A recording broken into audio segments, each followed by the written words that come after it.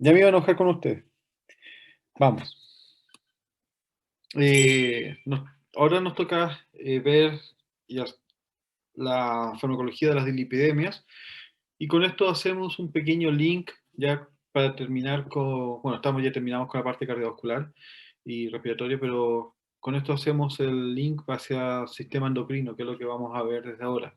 ¿Sí? Eh, lo primero es que, a ver, compadre, déjeme ver aquí, ya. Como introducción, siempre tratando de ver un poquito algunas cosas de fisiología para poder dar el link a lo que vamos a ver sobre la parte farmacológica. Los triglicéridos y colesterol sabemos que son componentes esenciales del organismo, son componentes esenciales de las membranas celulares. Eh, Como ustedes ya se han dado cuenta, muchas de las moléculas, tanto de señalización celular, como hormonas también son obtenidas a través de la membrana, de los componentes de la membrana, eh, y tienen la característica, ¿no es cierto?, que estas moléculas, triglicéridos y colesterol, los vamos a obtener a través de la dieta, tenemos que ir transportándolos desde o mejor dicho, ser absorbidos desde la dieta para que pasen a la sangre y después puedan llegar, ¿no es cierto?, al hígado para que los podamos envasar y en las estructuras que vamos a conversar ahora, y de ahí se mantengan los tejidos, ya sea para almacenamiento o para el uso de tejidos específicos. Eh, en su transporte, ¿sí?, en este envase en el cual van a ser movilizados, van a ser complejos macromoleculares que los vamos a llamar como lipoproteínas, ¿sí? Y estas lipoproteínas van a estar formados por ya sea colesterol, fosfolípidos, ¿ya? Ácidos grasos, y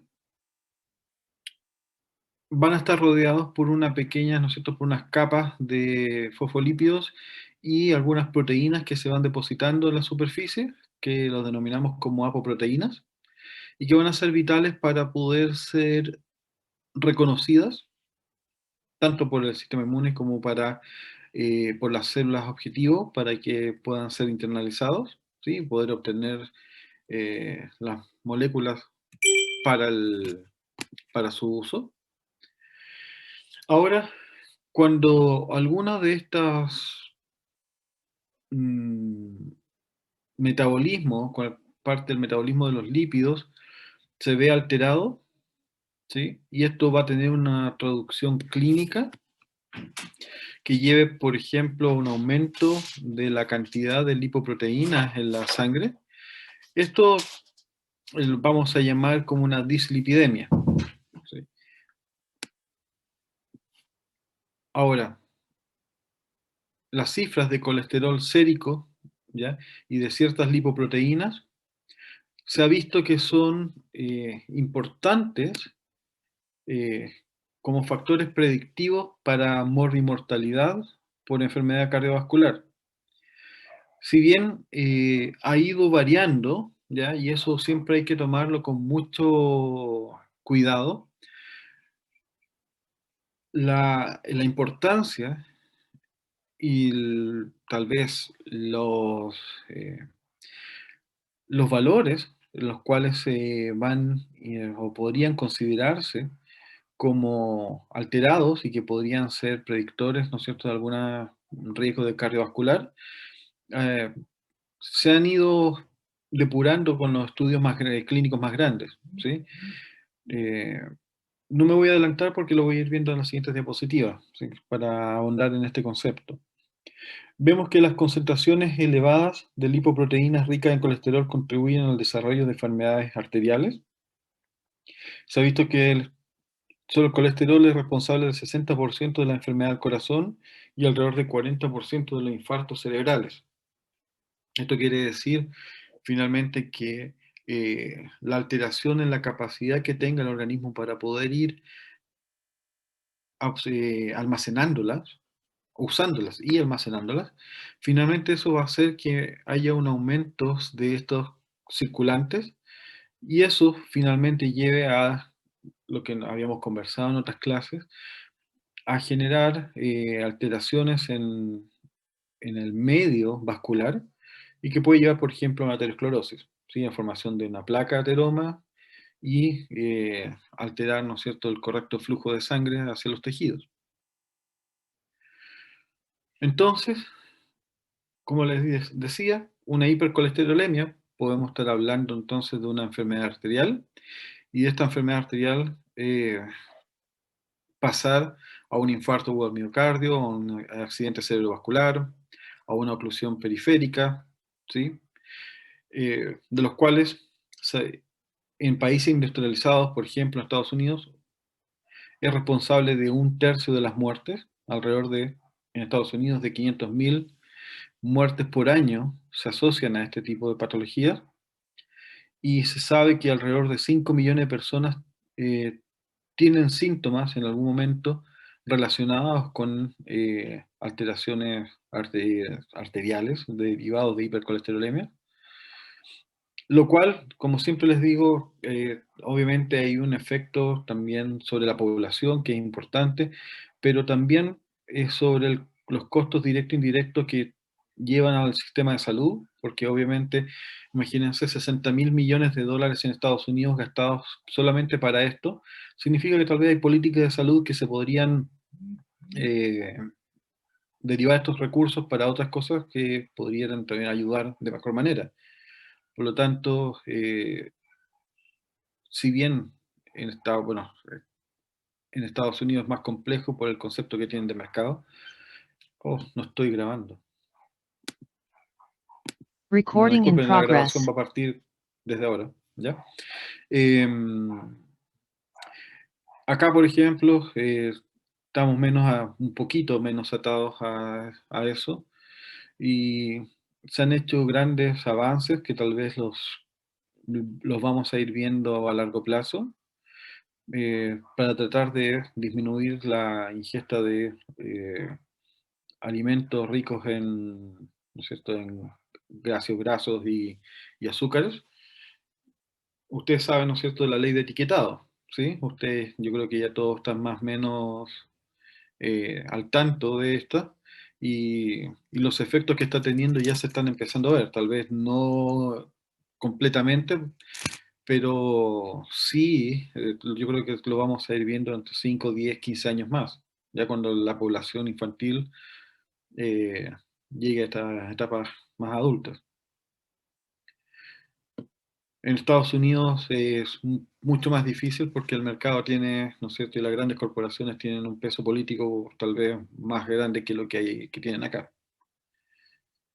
Pero sí, no sé si ustedes han leído, pero el manejo de todas estas políticas, por ejemplo, la que se hace en un país chico como Chile, está siendo mirada y tal vez va a llevar que en Estados Unidos prontamente, o países europeos grandes como Inglaterra, Alemania, a copiar este tipo de medidas, ya que son un poco tal vez extremas para ellos porque el concepto de libertad de emprendimiento está súper fuerte. Entonces, el hecho de tener que decirle que tienes que modificar ciertos parámetros en esa magnitud es difícil de aceptar.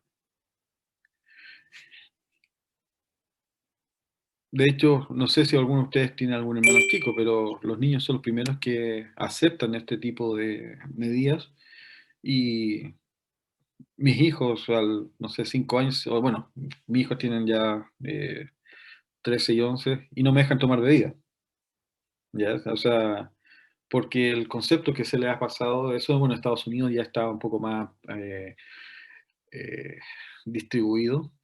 El hecho de que la bebida es dañina, por lo tanto no hay que tomar bebida, y de hecho en Estados Unidos el consumo de bebida ha bajado, pero enormemente. Eh, y, por ejemplo, ustedes saben que la Pepsi es dueña de del Gatorade y también de fábricas eh, de agua mineral, ¿sí? Y la gran mayoría de las ventas ahora y de ganancias es por agua envasada, agua natural envasada, no por bebidas gaseosas. Por lo tanto, y eso en Chile lo estamos viendo aún más fuerte. Entonces, ¿por qué? Por el cambio de hábitos y que parte con ¿no es cierto?, la niñez. Si ustedes se fijan en lo que muestro en en estas diapositivas, el 87% de los dislipidémicos tienen otros factores de riesgo cardiovasculares, por ejemplo, hipertensión, sedentarismo, obesidad, diabetes, tabaquismo, antecedentes de enfermedades coronarias familiares indirectos, etc. ¿Sí? 37% de los pacientes dislipidémicos presentan alguna enfermedad cardiovascular asociada. El 33% de los pacientes está bien controlado y los de alto riesgo son el 15%. Y es más o menos lo que conversamos en las clases anteriores, si ustedes se acuerdan. El gran problema es que la gran mayoría de la población no se está tratando, ¿sí? Y porque implica mucho de esto cambios de hábitos. Y lo que hemos visto en esta pandemia, cambiar los hábitos es sumamente complicado. Desde cosas muy simples, por ejemplo, al principio cuando te decían no te lleves las manos a la cara, no te metas los dedos en la boca, que de repente sin querer se hace, no toques la mascarilla en el centro, sino que por los bordes. Cosas que parecen simples, uno les cuesta mucho hacerlo, porque son hábitos, ¿ya? Entonces, en los pacientes, como este tipo de patologías son silentes, es muy, muy difícil llegar a un cuidado, porque hasta que no nos demos cuenta y no nos entreguen el examen y nos digan si no te cuidas, te mueres, no vamos a hacer nada. Y eso es lo que tal vez debemos cambiar desde ahora.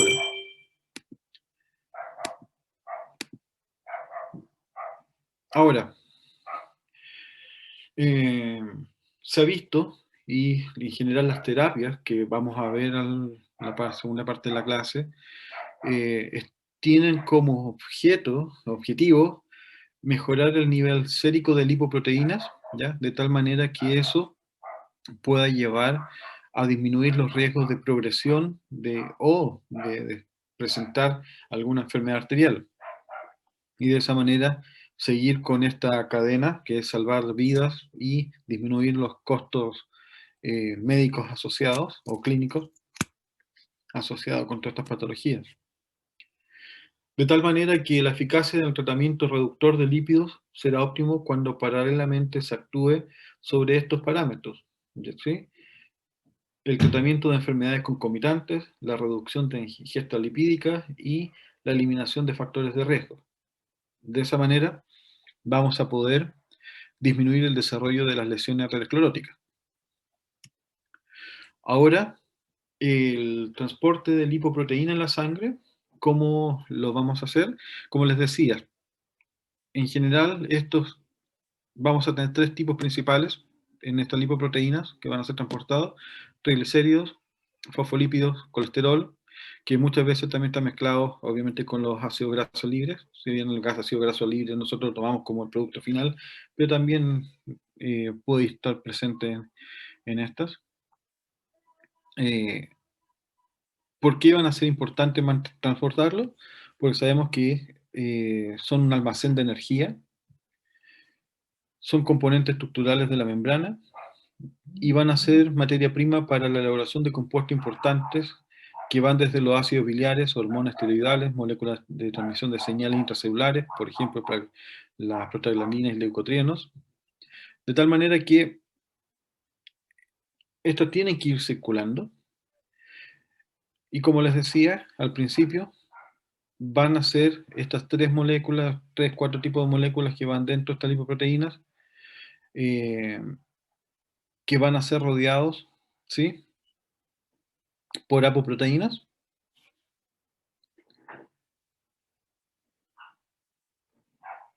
de tal manera que éstas les den una estabilidad estructural, ¿sí?, y permite generar o ser mecanismos de señalización celular para ser reconocidos y actuar también como cofactores para otras enzimas que van a permitir el metabolismo de las lipoproteínas. Ahora, ¿qué tipo de lipoproteínas vamos a tener?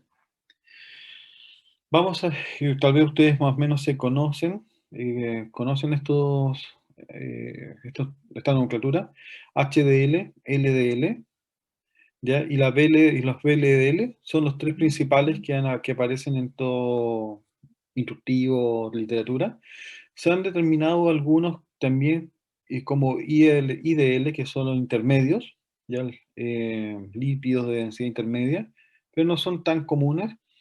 Y el otro son los kilomicrones remanentes, ¿sí? Productos de la metabolización de estos. Ahora, el origen, ¿sí? Va a ser, obviamente, de estos HDL, LDL, VLDL van a provenir de la síntesis hepática, el cual va a tomar los kilomicrones que van a provenir, ¿no es cierto?, a través de la circulación postprandial ¿no es cierto?, y que van a ser después de absorbidos, pasan, ¿no es cierto?, a la circulación portohepática, llegan al hígado y aquí, ¿no es cierto?, van a ser procesados para mandarlo a los tejidos. Y también en estados de ayuno puede haber un transporte de lípidos de manera endógena, ¿sí? Que van a provenir de los sitios de reserva, por ejemplo, tejido adiposo.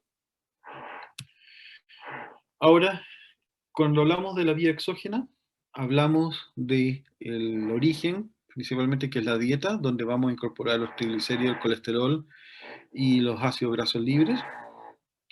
Como les decía, estos van a poder, a ver si está la figura, ya, aquí. Entonces, aquí, en el lumen del intestino delgado, van a, como son lípidos, pueden atravesar las membranas por difusión simple, pasar a través de estas y van a ser incorporadas, dependiendo, obviamente, algunas de estas pueden ser también dositadas, y llegar a formar los kilomicrones, que se los voy a explicar ahora en la siguiente diapositiva. ¿Cómo? Y obviamente estos kilomicrones van a incorporar, ¿no es cierto?, las apoproteínas. Si ustedes se fijan aquí, ¿ya? ¿Escuchan el ruido?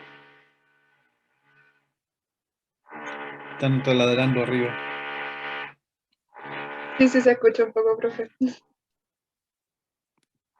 que me molesta para hablar. No sé si a ustedes les molesta para escucharme.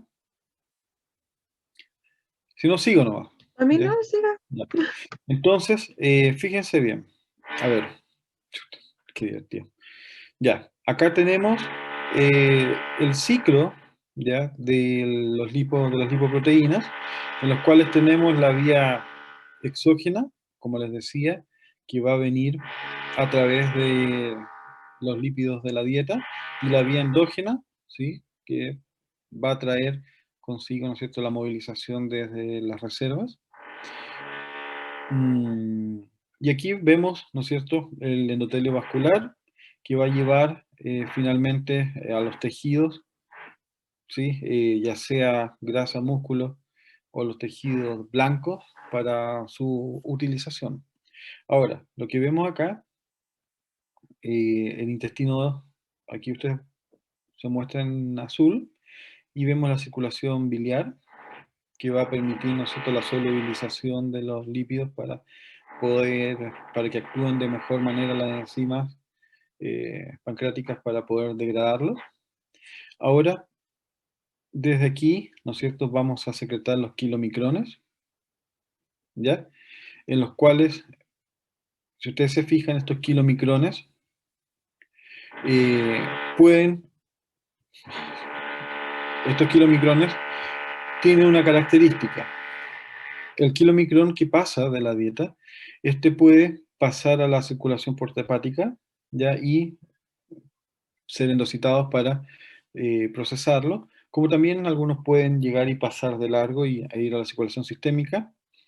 Y en los tejidos, a través de una proteína, que es la proteína lipasa, va a empezar a degradar los componentes, ¿no es cierto?, estos kilomicrones, para liberar los ácidos grasos libres hacia los tejidos. Y el kilomicrón, desde el intestino, tiene una mayor proporción de triglicéridos que ésteres de colesterol. pero una vez que pasa a los tejidos, pierde una gran cantidad de triglicéridos y se transforma en un kilomicrón residual que tiene mayor cantidad de colesterol que triglicéridos. Y ¿no es cierto?, al dar, ¿no es cierto?, la circulación, llegar al hígado y en los hepatocitos, va a ser captado. Y aquí lo que tenemos es que lo del colesterol vamos a formar lo que se denomina, ¿no es cierto?, bueno, en el ciclo del colesterol en el hepatocito puede pasar y ser eliminado por la vía biliar para eliminarse pero también lo que podemos tener es que se genere en el VLDL, que es el lípido, ¿no es cierto?, de muy baja densidad, el cual nuevamente tenemos como característica que tiene una gran cantidad de triglicéridos en comparación con los esteres de colesterol, y esto va a llegar a los tejidos, este VLDL, donde va a perder nuevamente el triglicérido, y generamos los LDL, ¿ya? Y estos LDL, que están formados principalmente por colesterol, pueden ya sea ser captados para que este colesterol sea ocupado por las células, como también puede en un sistema de reciclaje llegar de nuevo al hígado y ser endocitado, de tal manera que puedan nuevamente ser o formar parte y ser internalizados o con más triglicéridos para nuevamente formar los VLDLs y ser mandados a la circulación sistémica, ¿ya? Ahora, por otra parte, se ha visto que hay otro tipo de moléculas que son los HDL, que son los lípidos de alta densidad, que son ricos en colesterol y que los van a obtener principalmente desde las células, ¿ya? Periféricas, por ejemplo, grasa y músculo, como les decía, y estos HDL, pueden ir y entregar este colesterol a los VLDL, ¿sí?, para que siga su curso, o también lo puede hacer a los LDL, de tal manera que estos LDL, cuando vuelven al hepatocito, ¿no es cierto?, sean reciclados para formar nuevos LDL. Y de esa manera nosotros vamos circulando nuestros tres principales eh, lípidos de densidad, ¿no es cierto?, ya sea baja, perdón, alta o muy baja, en este ciclo eh, de transporte de las lipoproteínas. Ahora, la gracia es que los fármacos que vamos a ir viendo en la segunda parte tienen como blanco alguna parte de esta vía, ¿sí? Que es lo que voy a explicar después. ¿Duda hasta acá? En este cuadro, ¿está claro?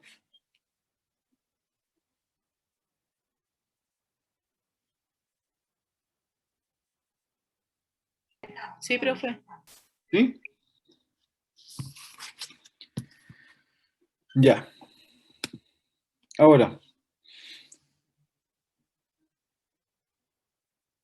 como les decía en la figura anterior, el colesterol en el hepatocito va a tener como función almacenarse, pero aquí tengo que hacer una salvedad. El colesterol en el hepatocito en condiciones normales no tiende a almacenarse en gran cantidad o realmente importante cantidad. El hepatocito no es un sitio de almacenamiento de lípidos, ¿sí?, de colesterol.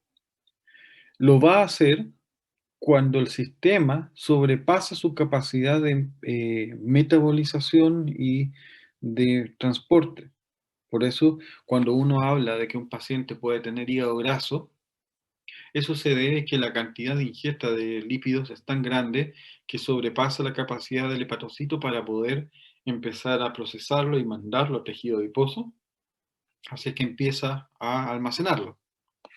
Y por eso se empieza a llenar de lípidos. Pero normalmente, en condiciones normales, el hepatocito, el colesterol que recibe, lo procesa para enviarlo a tejidos, ya sea periféricos, ¿no es cierto? O para su uso o para almacenamiento. También este colesterol va a pasar a formar parte de los ácidos biliares, de tal manera que es, nuevamente, acordando su fisiología, para poder ser eliminado. Acuérdense que es la forma que tiene el cuerpo para eliminar colesterol a través de la bilis. Y también, obviamente, este colesterol va a permitir formar los ácidos biliares y liberarse en forma de VLDL para entrar en la vía endógena, ¿sí? Para circular, ¿no es cierto?, los colesterol triglicéridos. Ya, ahora, una vez que, obviamente ya no estamos hablando del colesterol que viene desde la dieta y por lo tanto, ¿cómo lo vamos a procesar? Lo que les explicaba en la figura, la vía endógena finalmente lo que va a ver es cómo el VLL que se libera ya va a empezar a entregar el triglicérido, colesterol y va a empezar a circular de vuelta hasta que llegue de vuelta al hepatocito para poder cargarse nuevamente con más triglicéridos y colesterol y de esa manera poder volver a la circulación.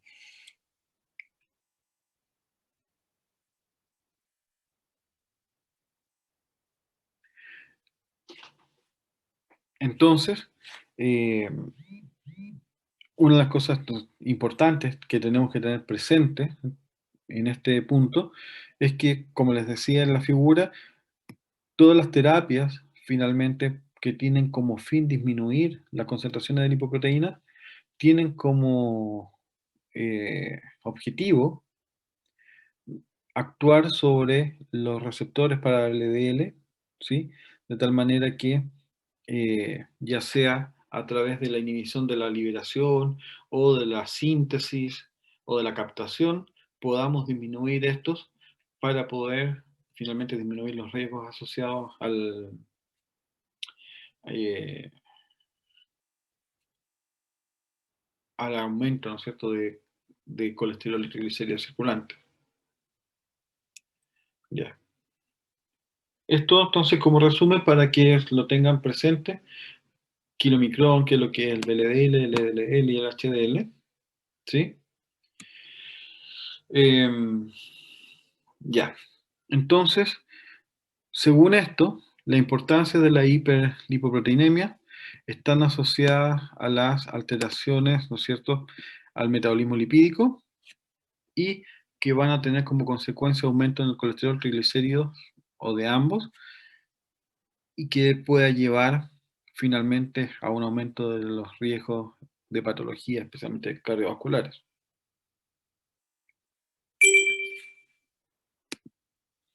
Ahora,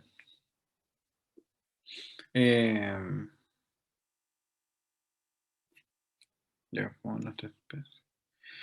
¿qué patologías están relacionadas? Se ha visto que estén relacionadas con la hiperlipoproteinemia.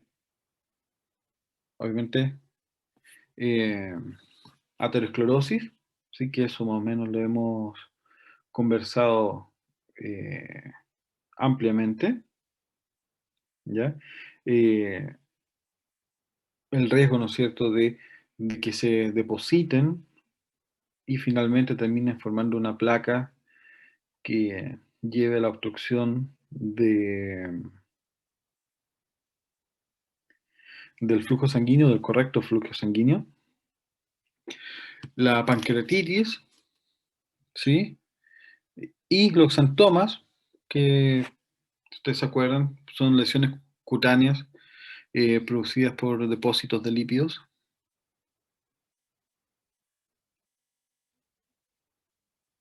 Acá hay un ejemplo de una alteración cardiovascular. Ustedes ven la formación de una placa aterosclerótica en, en un vaso periférico, una arteria periférica, lo que puede generar, ¿no es cierto?, lo que se denomina como claudicación intermitente.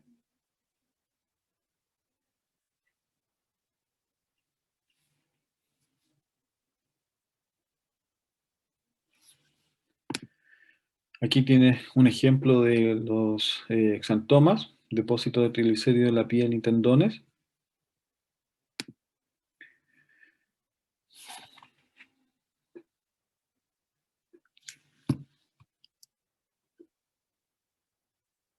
Ya. Espérense. Aquí, ya. A ver, esto lo hemos conversado harto con respecto a aterosclerosis. Ustedes ya saben que ya lo hemos hablado de qué se trata, así que me lo voy a saltar, lo voy a dejar ahí para que ustedes lo tengan y lo repasen en su estudio, pero más o menos ya lo hemos conversado harto sobre, oh, ya, sobre este tipo de estructuras, cómo se forman las placas ateroscleróticas. Ahora, si bien existen otros factores que podrían ayudar a formar las placas ateroscleróticas, se ha visto que las concentraciones elevadas de LDL aceleran enormemente el desarrollo de esto, ¿sí? De esta patología. De tal manera que, como les decía al principio de la clase, se ha establecido ciertos parámetros y se ha hablado, ¿no es cierto?, de consumir cierto tipo de lípidos que traten de aumentar los HDL y no los LDL, etcétera. Pero esto han ido saliendo estudios que empiezan a cuestionar esto, todavía están en discusión de finalmente si cuán alto tiene que ser, si es realmente un factor importante. Entonces, más que los factores, lo más importante es mantener los niveles de colesterol y triglicéridos en rangos normales, ¿sí? Ya está siendo un poco cuestionado, como les digo, el uso de la medición de HDL y LDL como un factor predictivo, aunque se pueda saber que esto puede tener alguna alteración, no está claro todavía cómo. ¿Sí? Lo más importante es medir las concentraciones de colesterol y triglicéridos. Em,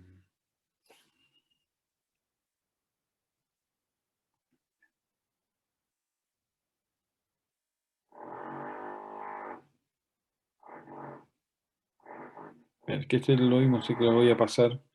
Aún ya se lo he explicado. Ya. ¿Qué tipo de dislipidemias tenemos? La manera más simple de clasificar la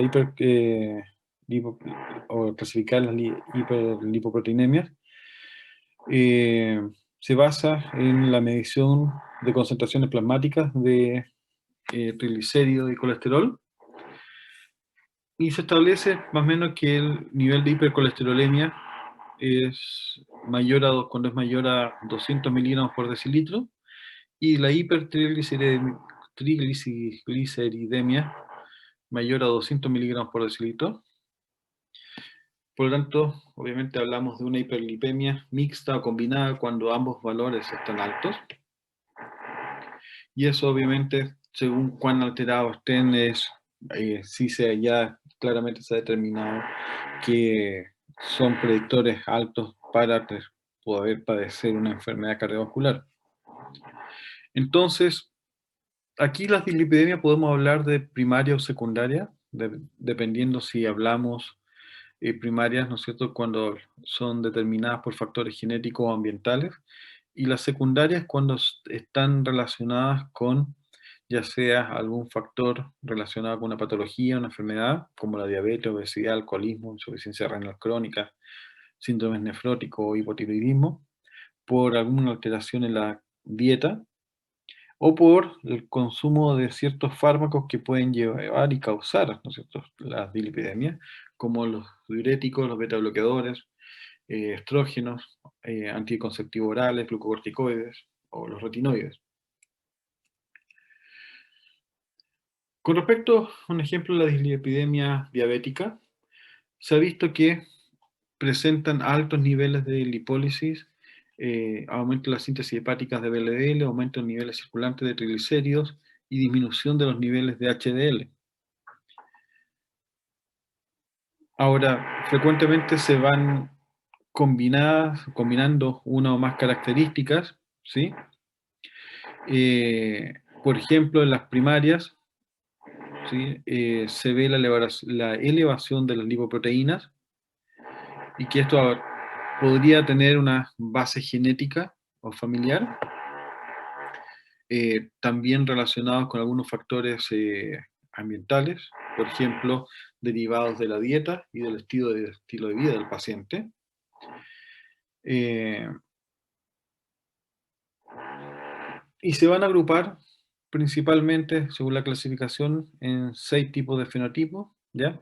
En los cuales tienen, aquí están, eh, depende del tipo de lipoproteína afectada y según las concentraciones plasmáticas de triglicéridos y o de colesterol. Y estas tablas, ¿no es cierto?, que les dejo para que se las tienen que aprender, ¿sí? Y en lo que vamos a ir conversando más adelante. Aquí tenemos los tipos de fenotipo que va del 1, 2A, 2B, 3, 4 y 5, en los cuales vemos los lípidos elevados que se presentan en cada uno de estos tipos, las lipoproteínas elevadas en cada uno de ellos, y cómo se ha determinado finalmente los riesgos de producir arteriosclerosis en cada uno de estos fenotipos, ¿ya? Y el tratamiento farmacológico que se ha asociado eh, o cada uno también de estos fenotipos, ya que obviamente más adelante vamos a conversar sobre cada uno de ellos en específico. Ya. Eh, hay que tener en consideración que esta clasificación que les he mostrado no tiene un fin diagnóstico, sino que es para poder establecer un pronóstico terapéutico, ¿sí? Poder ordenar y establecer más o menos cuál podría ser el tratamiento dependiendo de cómo sean los resultados clínicos, ¿ya? No va a diferenciar entre una lipoproteinemia primaria o secundaria. Ya no va a tener en cuenta la etiología ni los valores de HDL. Solamente nos indica más o menos cuál es la aproximación clínica o farmacológica que tendríamos que utilizar en cada caso.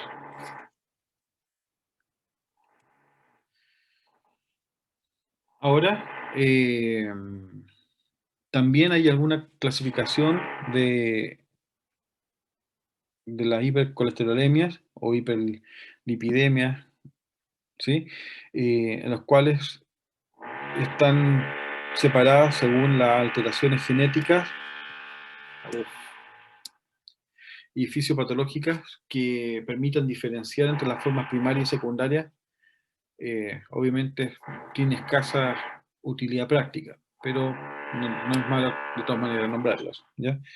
Eh, Tenemos la hipercolesterolemia poligénica, la familiar combinada y la hiperlipidemia familiar combinada y la hipercolesterolemia familiar.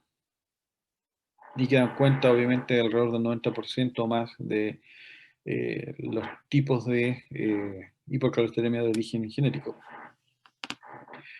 La hipercolesterolemia poligénica es la más frecuente, ¿sí? Da cuenta de alrededor del 80% de las hipercolesterolemia primarias y afecta alrededor del 20% de la población. Su causa es desconocida y está relacionada con factores ambientales y según estilos de vida. Y empieza a aparecer entre los 20 y 25 años de edad. La hiperlipidemia familiar combinada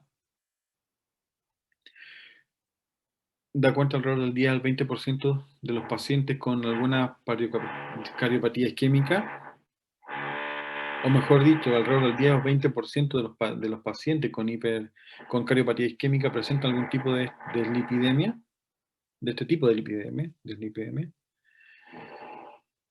Es la más frecuente eh, de todas las hiperlipemias genéticas que predisponen a alguna enfermedad coronaria prematura, por lo tanto presenta eh, alta incidencia, ¿sí?, de cardiopatía isquémica. Se desconocen los genes involucrados en la enfermedad y los efectos pueden presentar diferentes fenotipos y que pueden ir variando a lo largo del tiempo, pudiendo estar elevado el colesterol y o los triglicéridos. Ahora, la familiar es la alteración del metabolismo lipídico mejor conocida. Se ha visto que es hereditaria, autosómica dominante y de transmisión monogénica. Existe en este tipo un déficit de receptores para los LDL, de tal manera que los LDL plasmáticos están elevados, y eso obviamente puede llevar a una alteración, como ya habíamos visto, al tener una mayor cantidad de concentración de lipoproteínas, a generar, por ejemplo, aterosclerosis. Las formas homocigotas, que son muy raras, pueden generar ateromatosis coronaria muy precoz y los pacientes suelen morir antes de los 20 años de edad. ¿Cuáles son los valores de riesgo, de referencia, perdón, como factores de riesgo de la enfermedad arterial coronaria y de prevención primaria? Vemos que normales, acuérdense, ya más o menos habíamos visto, para considerarlos, ¿no es cierto?, que tenga bajo riesgo. Si bien aquí vemos que el colesterol menor a 200, los LDL menos de 130 miligramos por decilitro, los triglicéridos, si bien veíamos, ¿no es cierto?, que podían establecerse como condicional sobre 200, se establece que un valor bajo 150 miligramos por decilitro es considerado bueno. HDL mayor a 45 miligramos por decilitro, y la relación LDL-HDL tiene que ser menor a 3. Pero nuevamente se los coloco, pero sí les trato de hacer hincapié que estos hay que ir siempre chequeándolos con la literatura porque han ido variando, ¿ya?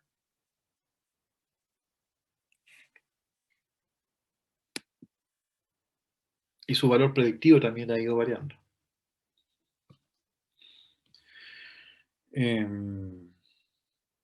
¿Qué factores de riesgo de enfermedad arterial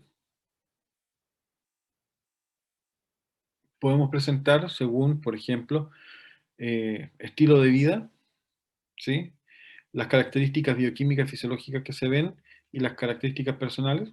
Vemos que con una dieta rica en grasas saturadas, colesterol y calorías, generalmente se ven colesteroles sobre 200 miligramos por decilitro, o LDL sobre 130 y HDL menos de 35.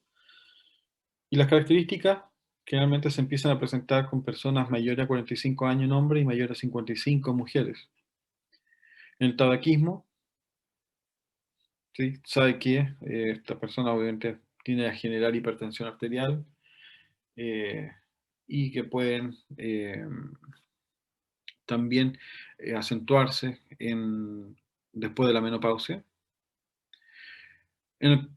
También el consumo excesivo de alcohol y el sedentarismo puede llevar o generar una alteración arterial. La obesidad, ¿no es cierto?, que incida en un mayor al 30% del peso ideal, y la diabetes mellitus, y la historia familiar o personal de enfermedades arteriales coronarias o alguna otra enfermedad vascular aterosclerótica. Ahora, como prevención, nuevamente, la mayor prevención está en la identificación de las causas que pueden generar esta hiperlipidemia o hiperlipoproteinemia, incluye también obviamente la hipercolesterolemia. Y esto va desde las dietas, estilo de vida, etcétera, lo que hemos conversado hasta ahora. Y su estrategia es medir y valorar el riesgo individual estimado de padecer una enfermedad cardiovascular en función del riesgo de establecer los objetivos de intervención y pensando en un menor nivel de exigencia, ¿no es cierto?, de la actuación sobre aquellos individuos cuyo riesgo estimado sea bajo. Ahora, Sabemos que la evaluación de riesgo cardiovascular en la práctica podemos ocupar estas tablas de Framingham que les he mostrado anteriormente y nos pueden ayudar a poder usarlas como un factor, ¿no es cierto?, predictivo y de todos los factores que están implicados en el desarrollo de la enfermedad cardiovascular y poder darle un valor específico, ¿sí?, que nos lleve a una mejor detección y tratamiento farmacológico de estos. Obviamente, se sabe que el riesgo cardiovascular individual, expresado, ¿no es cierto?, en porcentaje de probabilidad de sufrir un accidente coronario en los próximos 10 años, para que también tomar en consideración más o menos a qué se refiere. Por ejemplo, en las tablas se ve que el riesgo cardiovascular, cuando es mayor o igual a 20%, es una población diana o población blanco que es de alto riesgo y que hay que intervenir rápidamente para poder regularlos. Cuando son menores o igual al 20%, se considera como una población de riesgo moderado y bajo el 10% una población de riesgo bajo. De tal manera que en la práctica el individuo, ¿no es cierto?, de bajo riesgo, ¿qué es lo que vamos a presentar según todo lo que hemos conversado? Es un colesterol menor a 200 miligramos, con un LDL menor a 120, HDL mayor a 45 en hombre y 55 en la mujer, una presión arterial sistólica menor a 120 y diastólica menor a 80, no fumador y que no padezca diabetes. Mm,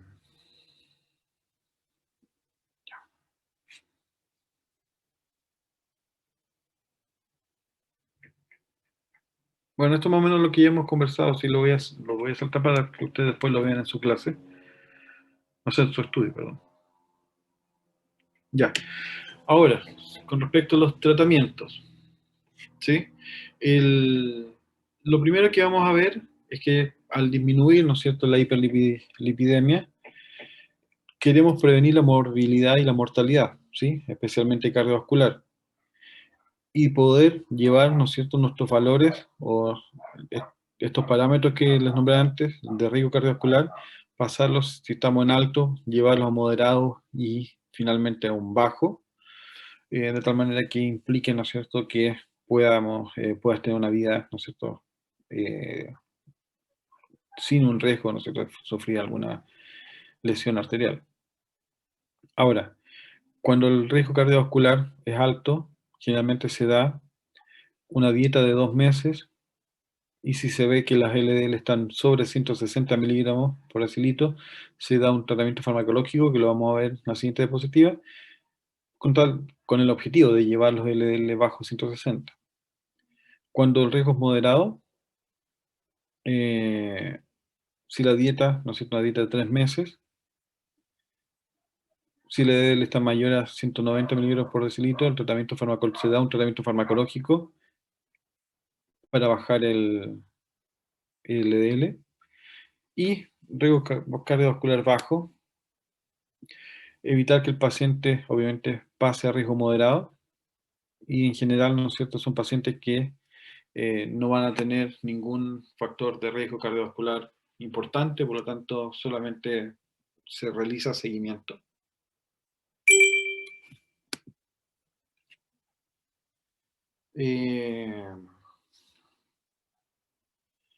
Como prevención secundaria, en personas que han sufrido un episodio isquémico o presentan manifestaciones clínicas, ¿sí?, de alguna cardiopatía isquémica, se tiene que hacer un seguimiento y de tal manera que para este tipo de pacientes estabilizar las placas ateroscleróticas y la intervención de algún tratamiento hipolipemiante hasta conseguir que los LDL bajen sobre los 115 miligramos por decilitro. ¿Ya?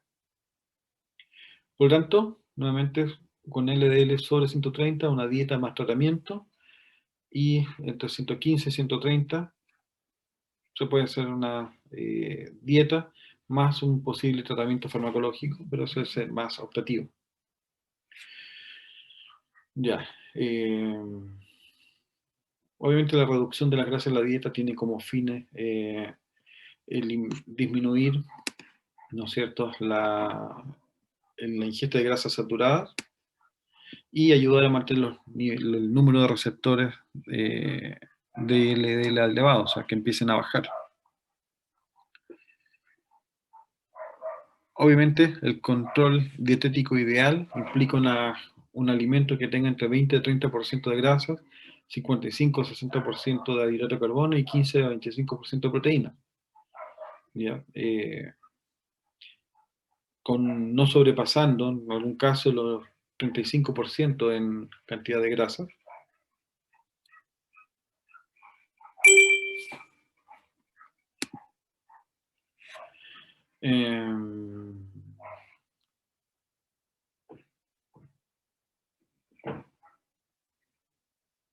Bueno, también vamos a tener dentro de estos ácidos grasos que vamos a consumir en la dieta, lo que denominamos como ácidos grasos saturados, monosaturados, poliinsaturados, ya sea 6 o 3, que es lo que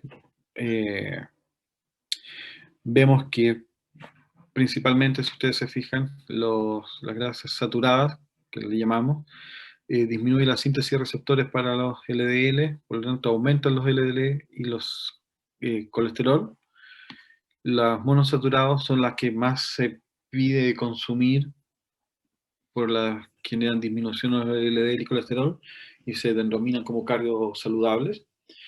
El consumo de los ácidos grasos poliinsaturados 6, que es como el omega 6, se ha visto que hay que tener cuidado con el consumo de estos, que son peligrosos, que si bien disminuyen los LDL y HDL, sufren peroxidación y pueden ser potencialmente dañinos.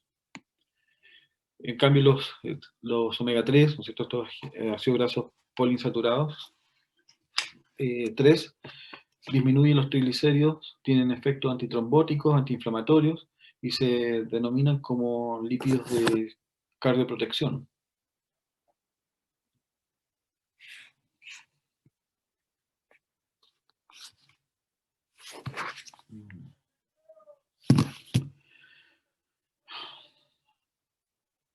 ¿Están bien? ¿No ha sido mucho? ¿No están mareados todavía? ¿Ninguna duda? No, profe, dele nomás. Listo. Ya. Entonces, la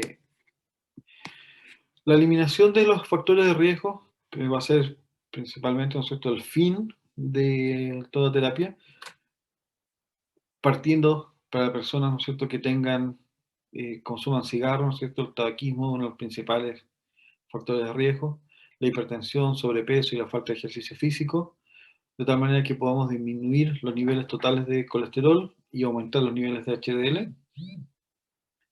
Si bien el consumo moderado de alcohol se ha visto que aumenta los HDL, se ha optado por, obviamente, no estimular, porque entre el consumo moderado y el alcoholismo hay un paso, ¿sí? Por lo tanto, es mejor, ¿no es cierto?, no tomarlo como consideración clínica. La fibra vegetal, especialmente fibra soluble, ¿ya?, disminuye el colesterol y los LDL, los triglicéridos, sin afectar los HDL. Y las vitaminas antioxidantes, como la vitamina C y la E, que están presentes en frutas y verduras frescas, disminuyen el riesgo cardiovascular. Y el tratamiento farmacológico, si llegamos acá,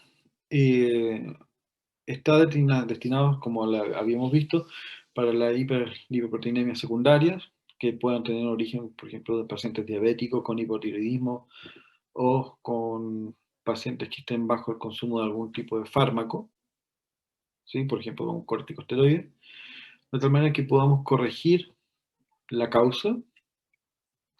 Ahora, ¿cuál va a ser finalmente la acción de los fármacos, según todo lo que hemos conversado? Es disminuir el colesterol, disminuir los triglicéridos, ¿sí? Llevarlos a valores normales, aumentar la captación hepática de colesterol, disminuir la síntesis hepática y disminuir la absorción digestiva de estos, disminuir los triglicéridos, disminuyendo la síntesis hepática y aumentando la eliminación de los VLDL y/o los kilomicrones. Ahora, ¿cuáles son los fármacos hipolipemiantes clásicos? Las estatinas, las resinas, los fibratos, los aceites de pescado y las exetinidas. Veamos. Lo primero, tenemos los fármacos que son secuestradores de ácidos biliares, ¿sí? El colestipol y la colestiramina, los cuales, ¿sí? Son resinas de intercambio iónico que se unen a los ácidos biliares en la luz intestinal y evitan su absorción, y así evitando la recirculación enterohepática. Si ustedes acuérdense lo que vimos en fisiología, la bilis que es secretada después va a ser reabsorbida, de tal manera que la producción de nueva bilis o de nuevos ácidos biliares va a depender de la cantidad de bilis que esté disponible o de ácidos biliares que estén disponibles.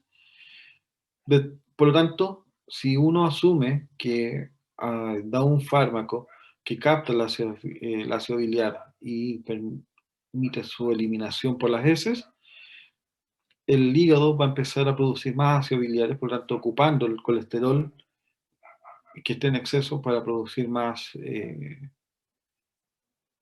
ácidos biliares, ¿sí? Y de esa manera podamos seguir eliminándolo o aumentar su eliminación.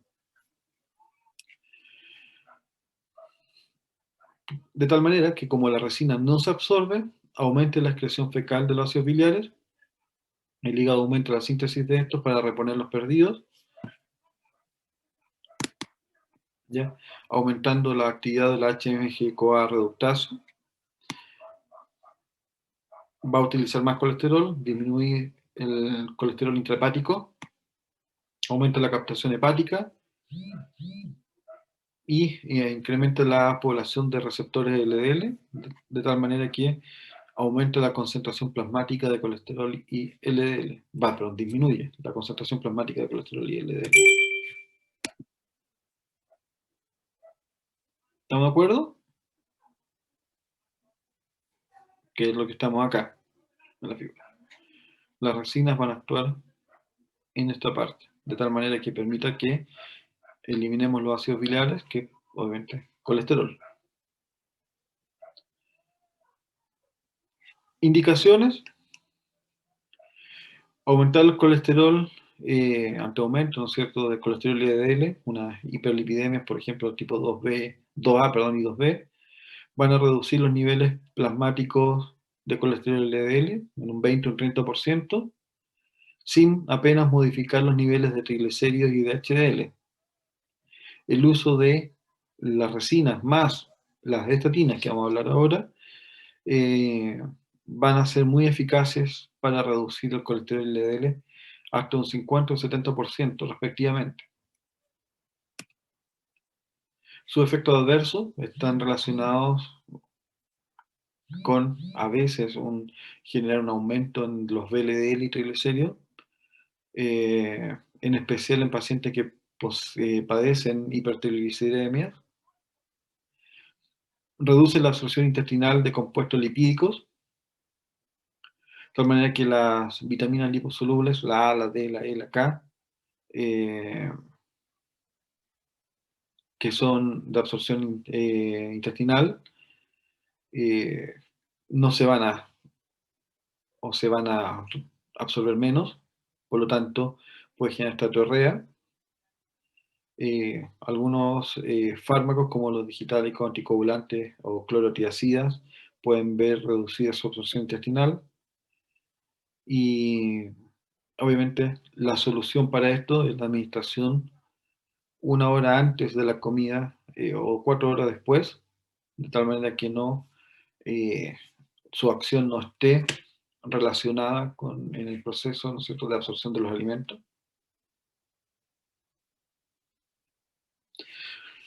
Son poco tóxicos, como no se absorben, podrían generar náuseas, ardor epigástrico, estreñimiento y tal vez aumentar la incidencia de cálculos biliares.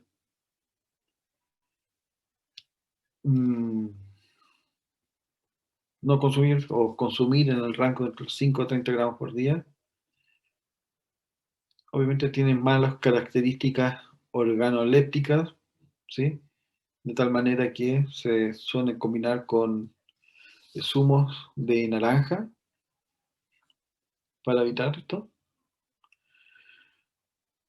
Ahora, como les decía, el otro fármaco, las estatinas clásicas, los inhibidores de la HMG-CoA reductasa, como la lovastatina, pravastatina, simvastatina, fluvastatina, atorvastatina, rosuvastatina,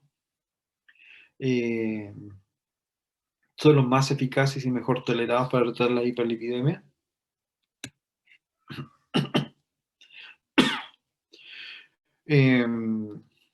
Dado que su acción es la enzima limitante de la biosíntesis del colesterol, que cataliza el paso del HMG-CoA a ácido mevalónico, de tal manera que van a ser potentes inhibidores específicos, competitivos, irreversibles de la enzima, de tal manera que si ustedes se fijan, la afinidad de la estatina por la enzima es 10.000 veces superior a la del sustrato endógeno, de tal manera que vamos a poder secuestrarla, entre comillas, ¿cierto?, para que no actúe y así disminuir la síntesis de colesterol. La lovastatina fue el primer fármaco de este grupo sintetizado, se aisló del hongo Aspergillus terreus y sus derivados semisintéticos de ella son la paravastatina o pravastatina y la simvastatina.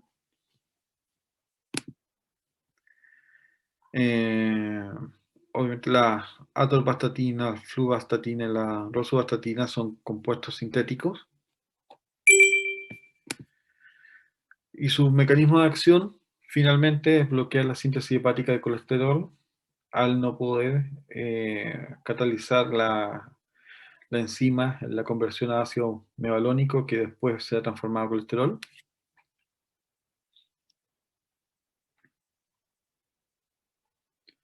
Y dado esto, como hay una disminución del colesterol, empiezan también a estimularse la expresión de los receptores para el LDL, que también va a llevar consigo el aumento de la captación de estos LDL y la disminución en la sangre de estos.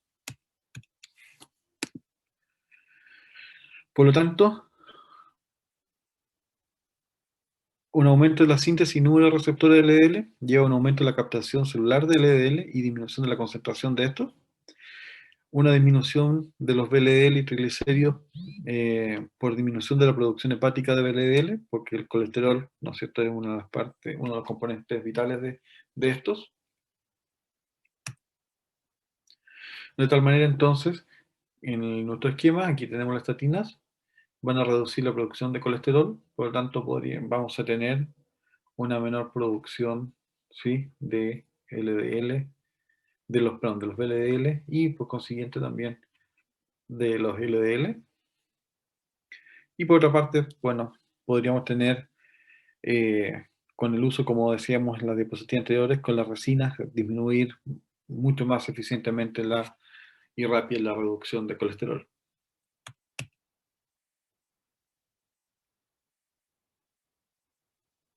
¿Ya? El efecto máximo lo alcanzamos a las 2 a 3 semanas de tratamiento.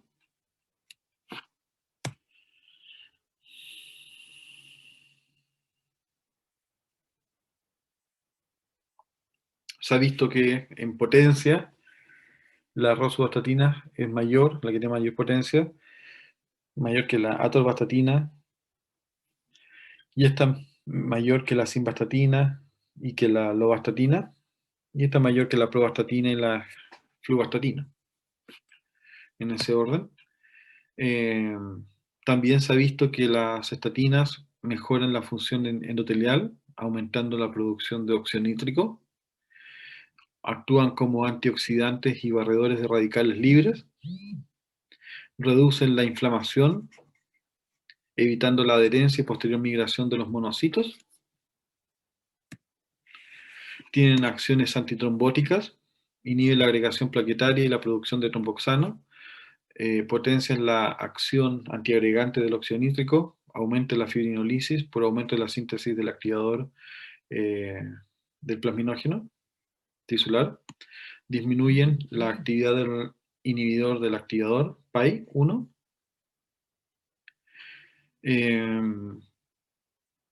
protección también cardiovascular, reduce los niveles titulares de la enzima convertidora de angiotensina y de angiotensina 2 y suprimen la respuesta presora en pacientes con hiperlipidemia.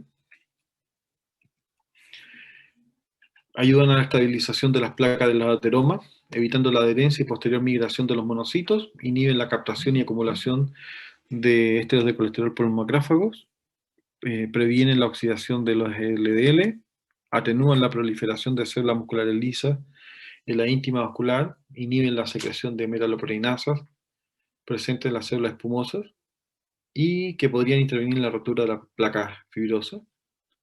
También generan inmunosupresión, inhibiendo la activación de los linfocitos T.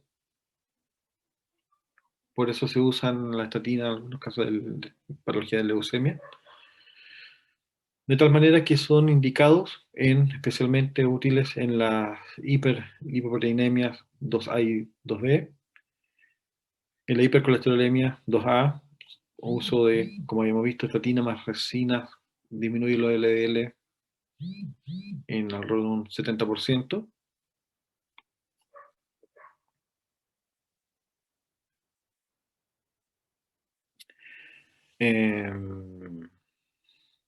Ahora, para lo que se estaban preguntando, lo que les decía, que el hecho de disminuir la producción de colesterol y su disminución, ¿no es cierto?, fuerte, va a llevarnos a que el hepatocito necesite captar colesterol desde la sangre, y para eso empieza a aumentar los receptores para LDL, de tal manera de captar los LDL que andan circulando, y por eso empiezan a disminuir.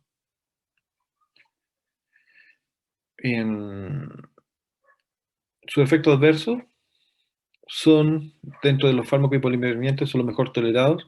Solo el 2% de los pacientes deben suspender el tratamiento. Pueden presentar molestias gastrointestinales, cefaleas e insomnio.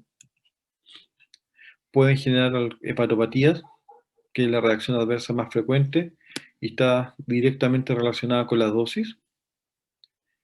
La incidencia es de aproximadamente un 1%. Habitualmente es asintomática y se descubre por el aumento de las transaminasas, y con valores sobre 3 veces el límite máximo. Puede presentar miopatías como mialgia y miositis.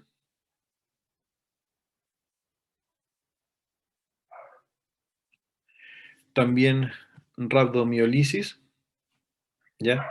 En los cuales, ¿no es cierto?, podríamos tener o que se podría caracterizar por síntomas musculares, por mioglobinuria, elevación muy acusada de la CPK y también insuficiencia renal aguda, ¿sí?, o fracaso renal. Podría presentar exantema eczemantoso generalizado.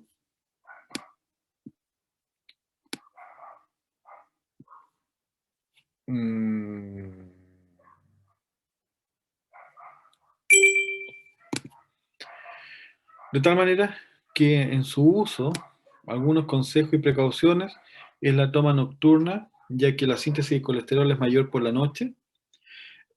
Medidas anticonceptivas eficaces durante el tratamiento y suspender si se queda embarazada. No usar en la lactancia, en niños y en pacientes con hepatopatías o nefropatías graves. Ahora, otro tipo de fármaco, la ezetimiba, es un inhibidor específico de la absorción intestinal de colesterol, interacciona con el transportador de esteroles, la proteína NP1C1, que está situada en la microbiosidad de las células intestinales, de tal manera que al interferir en la absorción de colesterol procedente de la dieta y del procedente como parte de los ácidos biliares.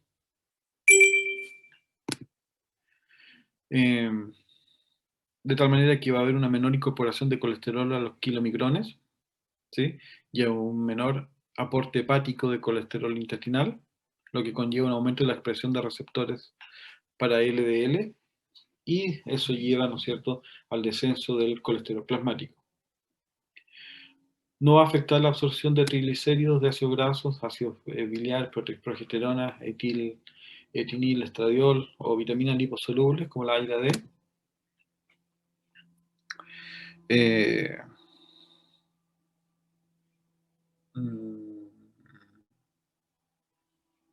Bueno, aquí les dejo un esquema más o menos para que vean el blanco. Aquí tenemos la ezetimiba bloqueando la captación de colesterol, ¿sí? Por lo tanto la disminución de del aporte de colesterol por los kilomicrones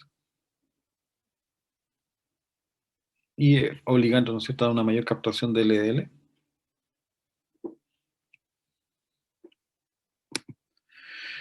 Indicaciones para casos de hipercolesterolemia.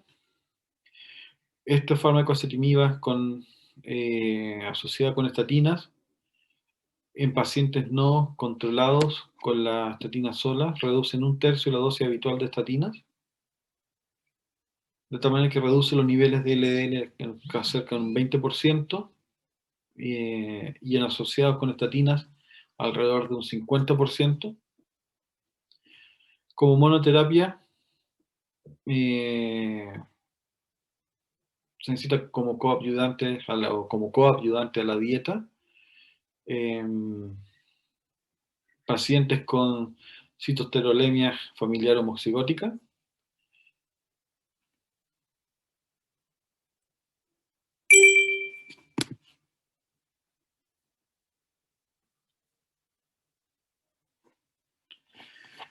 Ya.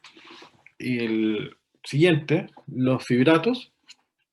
El clofibrato, ¿sí? Un fármaco desarrollado ya en la década de los 60, fue el primer fibrato, pero fue desplazado, ¿no es cierto?, por otros derivados del ácido fíbrico que son mejor tolerados. Entre estos tenemos el gemfibrosilo, el fenofibrato, el vinifibrato y el bezafibrato, los cuales disminuyen los triglicéridos, VLDL y kilomicrones y aumentan los HDL.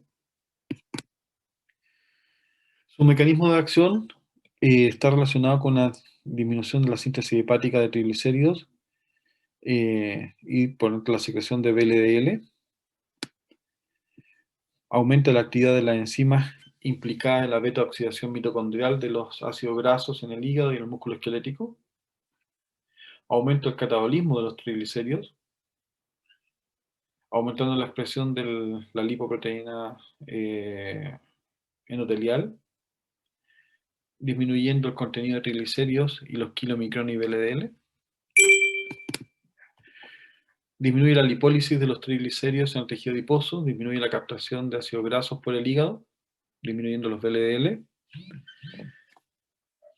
Aumenta los HDL, aumenta la producción de HDL naciente al incrementar la expresión de las apoproteínas A1 y A2, disminuyendo la incidencia de infarto en miocardio. Por lo tanto, como resultado, disminuye los VLDL y triglicéridos alrededor entre un 20 y 50%, aumentando los HDL entre un 10 y un 20%, y disminuyendo los LDL en un 10%. Sus indicaciones, dislipidemias mixtas con aumentos de LDL y triglicéridos, ¿sí? Y bajos de HDL, asociada a estatina en dislipidemias graves con nivel elevado de VLDL y resistente al tratamiento, e incrementos del riesgo de rhabdomiólisis.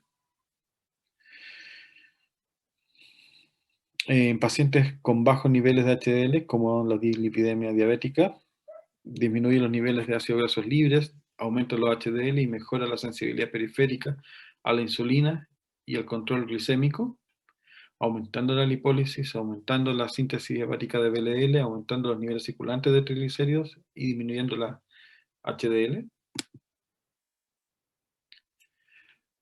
Como efectos secundarios,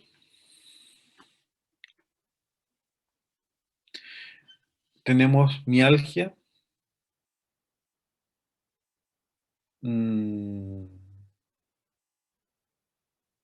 algunas patologías gastrointestinales, como náuseas, vómitos, diarrea, dolor abdominal, flatulencia, aumento de la excreción biliar, de colesterol, colelitiasis y aumento de transaminasas.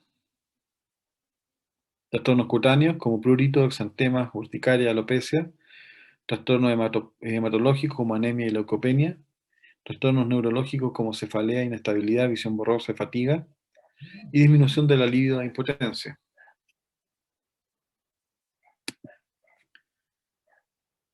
Sus precauciones y contradicciones asociadas con estatinas, siempre bajo supervisión médica, disminución del aclaramiento de los anticoagulantes cumarínicos, ¿sí? Empieza a monitorizar el tiempo de protrombina. Pueden desplazar a otros fármacos de su unión a las proteínas plasmáticas, como la tirosina, anticoagulante, anticonceptivos orales o la difenilhidantoína, y potenciar los efectos de esto. También puede presentar riesgos de hemorragia en pacientes anticoagulados, ya que tienen propiedades fibrinolíticas y disminuye la adhesividad de las plaquetas. Y están contraindicados en insuficiencias renales o hepáticos en casos de hipoalbuminemia, alcoholismo crónico y en niños lactantes y embarazadas. En el caso de los aceites de pescado, vemos que estos aceites de pescado son ricos en ácidos omega 3, altamente poliinsaturados, como los eicosapentanoicos y los docosahexaenoicos, que están aquí. Disminuye las concentraciones plasmáticas de triglicéridos y son eficaces en la hipertrigliceridemia tipo 4 y 5. Las dosis recomendadas alrededor de 10 gramos por día en forma líquida o cápsulas. Y sus mecanismos de acción, si bien es desconocido, pero sabe que sus efectos están relacionados con la disminución de la síntesis de VLDL y triglicéridos, aumento del aclaramiento de partículas residuales, aumento de HDL y aumento ligeramente de los LDL.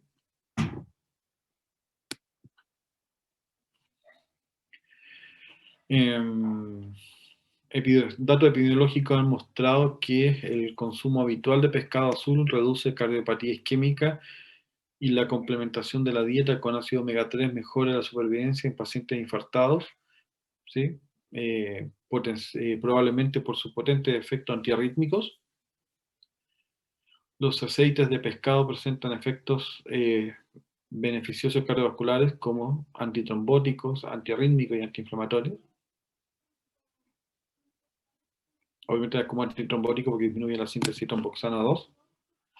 También el ácido eicosapentaenoico sustituye el ácido araquidónico en las membranas celulares y da lugar a prostanoides con 3 dobles enlaces en las cadenas laterales en lugar de los 2 habituales. El tromboxano 3 es mucho menos activo que el 2, ¿no es cierto? Pero la prostaglandina I3 es similar a la 2 en potencia e inhibición de la función plaquetar. La alteración de la biosíntesis de leucotrienos probablemente es el mecanismo subyacente de los efectos antiinflamatorios del aceite de pescado. Posiblemente, digo, que es lo que se piensa hasta ahora, pero no está totalmente probado. Los resultados de recientes estudios prospectivos controlados que incluyen un número elevado de pacientes aconsejan su empleo siempre que se controle la ingesta calórica.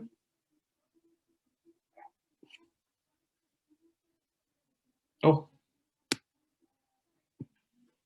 no puedo creerlo.